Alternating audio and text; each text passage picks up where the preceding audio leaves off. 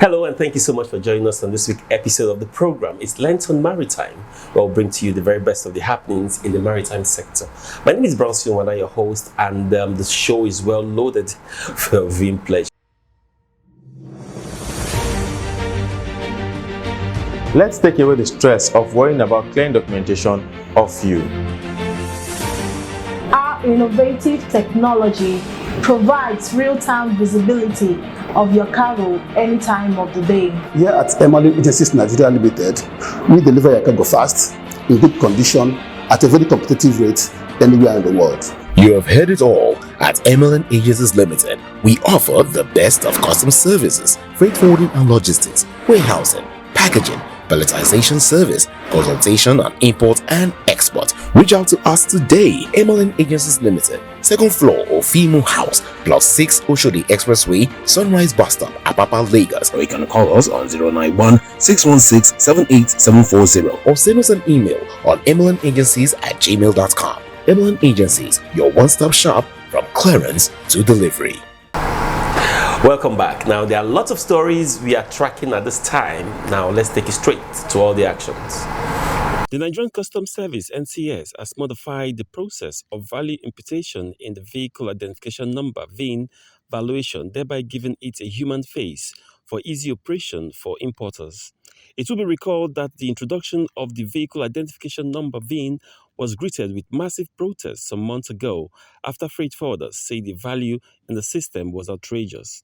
The NCS Controller of Valuation, Anthony Udeze, while addressing stakeholders in Apapa, says the VIN valuation system is aimed at facilitating trade and the new value have been unified and simplified to accommodate accidented vehicle and salvage vehicles. The National Association of Government-Approved Freight Forwarders, NAGAF, has reiterated its commitment to canvass for support and membership for the new Nigeria's People's Party, NNPP.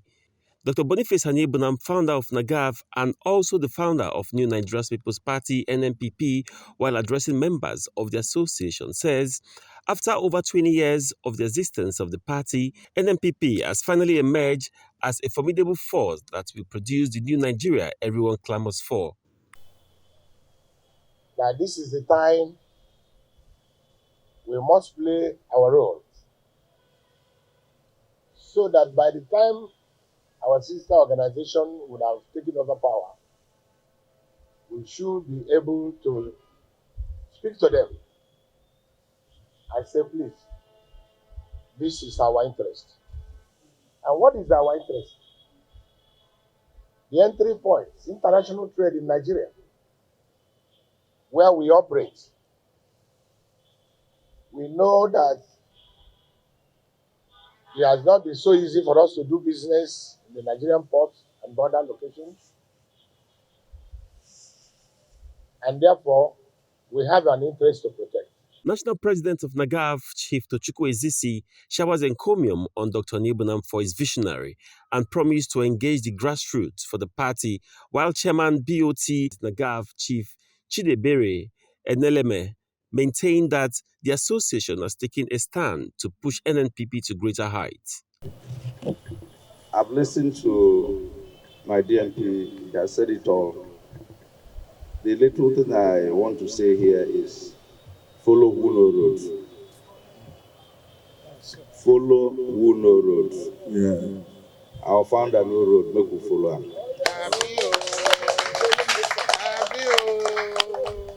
He has never failed. And this time he will not fail. Amen. NNPP has been in existence for 20 or 21 years. But this time around, he decides to take the bull by the horn. Yes, he's mature now. He's a man. The only thing I want to say here is let all members of NAGAF be ambassador of NNPP.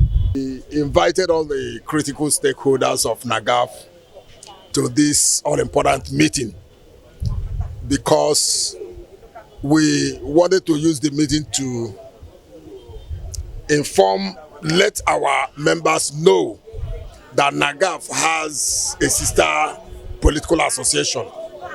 We have vested interest there because we believe that if that political party wins the race 2023 all the problems, all the issues confronting the freight forwarders in the maritime industry today will become a thing of the past.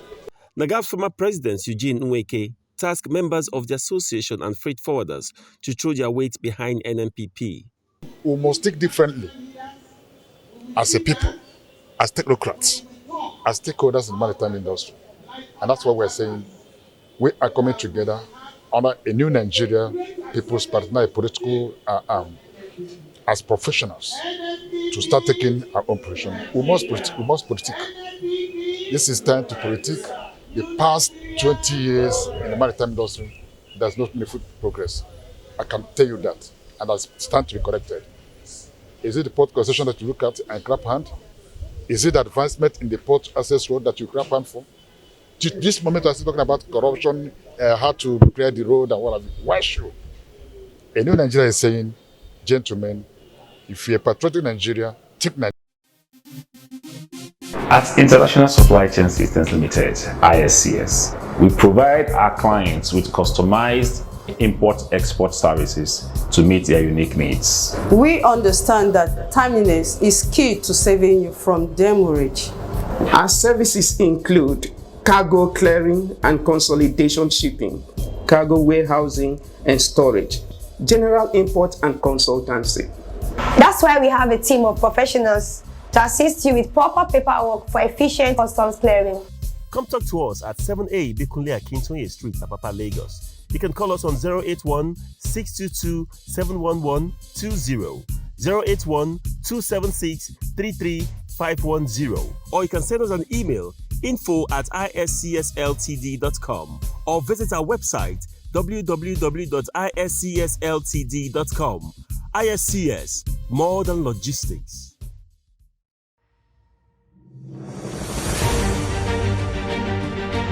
Let's take away the stress of worrying about clearing documentation of you. Our innovative technology provides real-time visibility of your cargo any time of the day. Here at Emmeline Agencies Nigeria Limited, we deliver your cargo fast, in good condition, at a very competitive rate anywhere in the world. You have heard it all. At Emmeline Agencies Limited, we offer the best of customs services, freight forwarding and logistics, warehousing, packaging, palletization service, consultation on import and export. Reach out to us today. Emmeline Agencies Limited, second floor of Fimo House, Plot 6 Oshodi Expressway, Sunrise Bus Stop, Apapa, Lagos. Or you can call us on 091 616 78740 or send us an email on emmelineagencies@gmail.com. Emmeline Agencies, your one-stop shop from clearance to delivery. All right. I mean, what the story that is. The industry is very, very busy one indeed.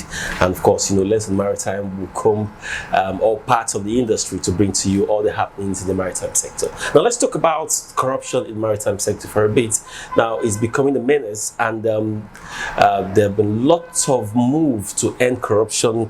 I mean, from all the government agencies to individuals in the port to terminal operators to shipping companies and the like, and it looks like there's no end in sight, and we have to keep talking until this menace really come to an end.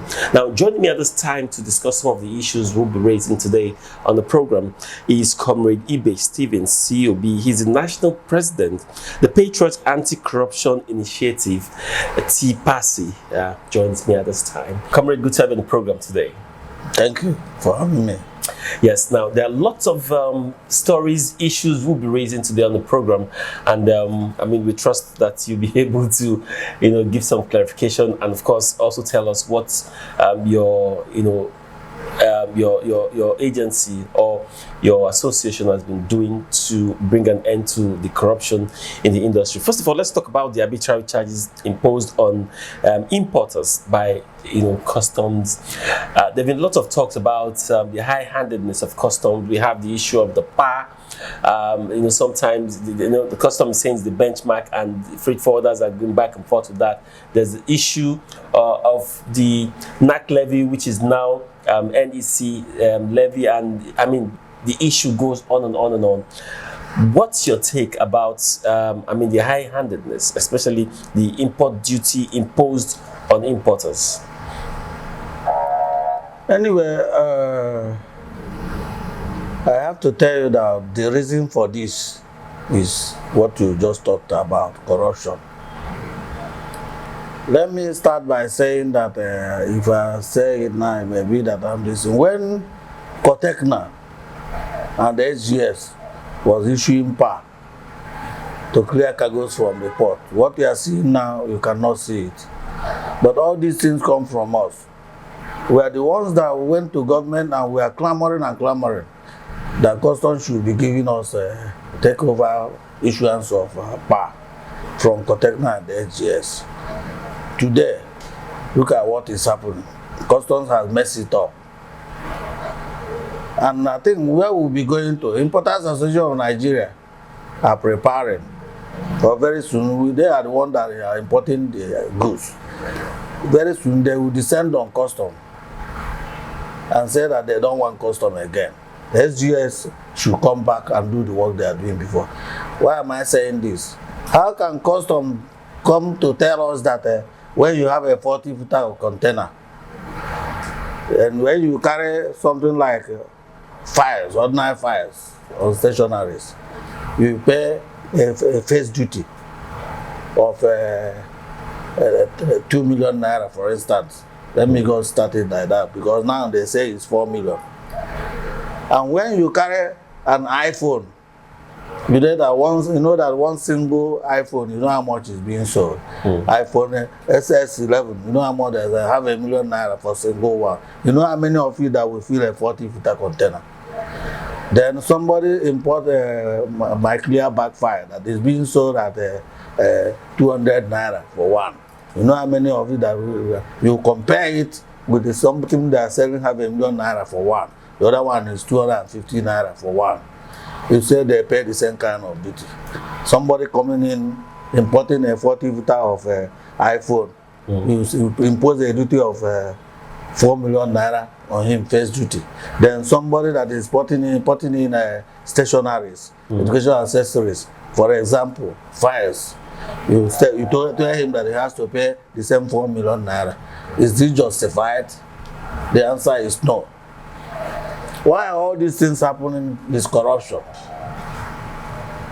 They impose it on you so that you will be going up and down. There are things I will not have to talk on the air here because I'm into the industry. But the issue is that they are in trouble for this our NGO that is born to fight corruption, because we know where the issue are. I've been in the maritime industry since 1988. Everything that is happening in the industry, we know it. And we know where we will go and we will stop. You understand? How can you, and they know, how can you say that a 40-footer container, okay, like somebody that is coming with electronics, like televisions. But the benchmark, based on what you're explaining, now if there's a benchmark, the importer is supposed to benefit, because if they're saying the benchmark is 4 million, regardless of what you're carrying, importers should be, don't you think importers should be smiling at that? But you have to do it with I don't know how to illustrate it, so you have to do it with the calculation. You don't have to say all 40 fitters, 4 million naira. You have to differentiate it. So if you're carrying coal, for instance, like charcoal, for instance, thank you, that is 40 fitted, that we know the value that a 4.5 iPhone can buy, you know, the whole 40 fitted container. Thank you. You pay 4 million. Thank you for the understanding. Then when a person imported this, he paid the same 4 million naira. You can see that it doesn't work. So what are we saying? It is true that importers sometimes they don't make they make false declarations, but you can use your initiative and know how to do it. After all, Cotecna that have been doing it before, they do jack up values. When you bring it, I thank God for Google. If you Google anything now in this thing, they will tell you, and even the price will come out. They use your initiative and discretion and handle it. Not when you just say, you say, each 40 footer 4 million naira, 20 footer 2 million naira. Regardless of the content. Regardless of the content. You see, there is no sense in it. If I say talk like that, they will say it's an overstatement.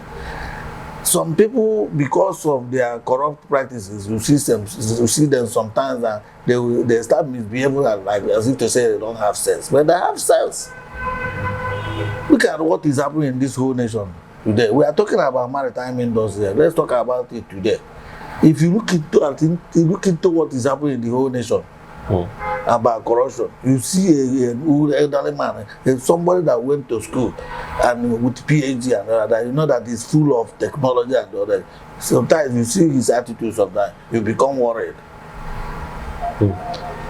Sometimes when I look at what is happening in this country, I feel like weeping.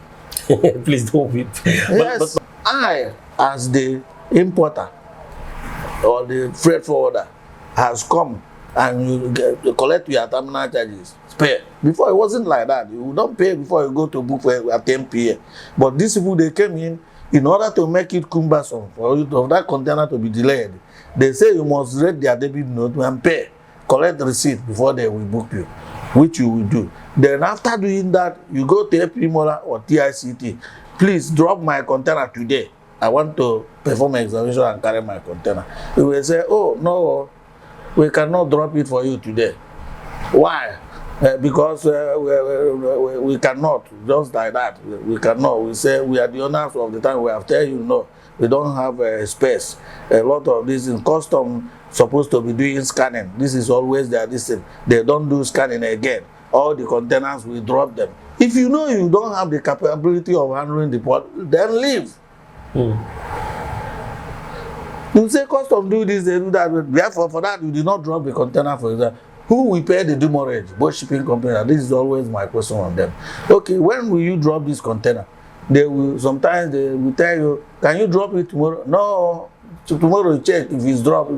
That container can be with them for the next 7 days. They have not dropped it. I have examples. Whenever I'm talking, I have proof because they may go to court.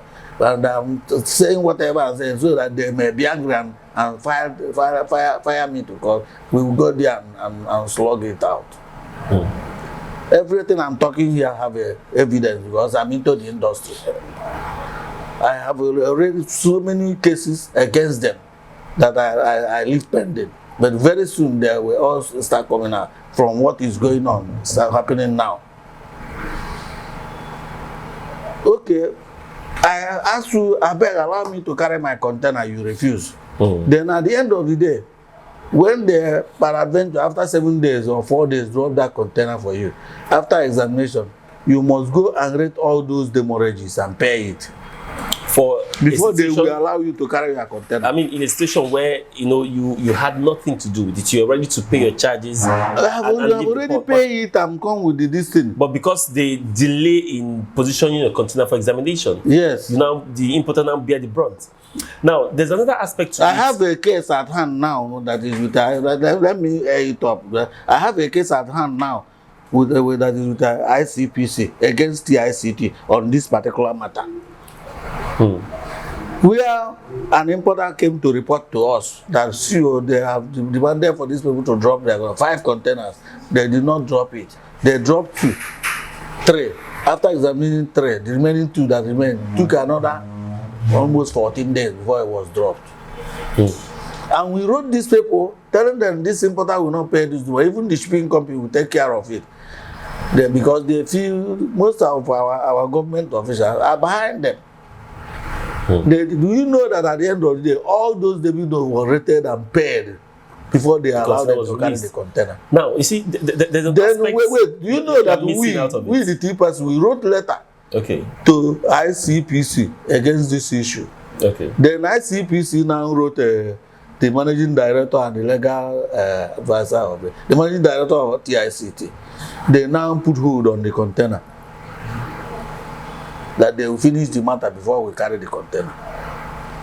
Do you know that we finished and went to carry the container? The importer will finish and went to carry that container. They refused to deliver the container to them. That we now wrote another letter to ICPC again. Look at what is going on. ICPC said, no, wait. Let us until at their own time. That's when they release that container. And before the container was released, because there's nothing you can do. They hold you on the neck. Your cargo is in their yard. Before the container was delivered to the importer, he rated the whole demurrage. Both those times they keep that container, pay everything before TICT release that container. Now, did you also write to Shippers Council? Because Shippers Council is supposed to regulate this shipping, this terminal operators. Was Shippers Council in copy of any of those petitions you wrote? All these letters that we are writing, we know what we are doing, are copied to Shippers Council. Shippers Council responded to any of them? They respond that they received the letter that they are looking into it. Up to today, Shippers Council has not done anything. As I'm talking to you, this thing happened last year, late last year. Only ICPC called me that they are still investigating the matter, that they will get back to me. Wow. Okay, what are we talking about? AP Mola issue. Today, just you ask me what we are doing. AP Mola issue. We are very soon, our issues in court will commence. But some of them are being invited by Inspector General of Police Monitoring Unit. I will not go in detail of those ones, but all these things are there. You see, you know, and you know, some of those things. I mean, most people think that as a regulator, don't forget that Shippers Council has the power. They are the regulators of the of the terminals, and I mean some of these shipping lines, and you know. So, what would you say has been the impact of Nigerian Shippers Council in all of this, in the protection of freight forwarders, shippers in the maritime sector? What's their impact? What would you say the impact has been? I am so sorry to say here that I've written, why I don't even want to write Shippers Council again, is that I've written a lot of letters to Shippers Council on these particular issues, which they're supposed to come out with a good issue. But at the end of the day, I don't know, I will not tell you why the matter will go under the table. This particular issue we are talking about TICT, was the ICPC official went to somebody working in Shippers crime report based on this issue, and he called me and was asking me some silly questions which he does not suppose to have. And I asked him, why are you asking me this kind of question? The issue here is that I asked people to drop this container and they refuse to drop it. Why are you going to ask me whether it's 2 containers that they drop or 3 containers? He now quit. I will not mention them, but when time comes, that person will come out. He was with Shippers Council. And I'm sorry I'm on air now, but I want to say that person will say that, because I was there with him one-on-one. That was why ICPC took the case back to the office, because they are not biased. In short, that person, I told him, it's because you are biased, that's why you are asking me this kind of question. You're not supposed to ask me these questions, for you know the truth. Finally on the program today, before we let you go, because time is fast spent, quickly, with the state of things in the Nigerian maritime sector, I mean, we've talked about the government agencies, we've talked about, I mean, some of these terminal operators. Time did not allow us to look at some of these importers and freight forwarders who are also contributing to this corruption, whether we like it or not. But that would be a discussion for another day. But quickly, do you think the corruption in this sector can, you know, anything can stop this corruption? Or if there is, what do you think government should be doing to curb this corruption? Corruption can be stopped. Don't you go to other countries? Yes, there is corruption in other countries. There is corruption in the US. There is corruption in United Kingdom, but not to the level of what we're having in this country. Go to ordinary Cote d'Ivoire here or Republic of Benin. There is corruption there, but not to this level. But what we are saying is that the magnitude of it in Nigeria is very high. And that is why Nigeria is suffering what is suffering today. Nigeria is in the verge of collapse. Because corruption is very bad. It kills the economy. It kills nothing. It doesn't spare anything. Once it's too high, voluminous like this.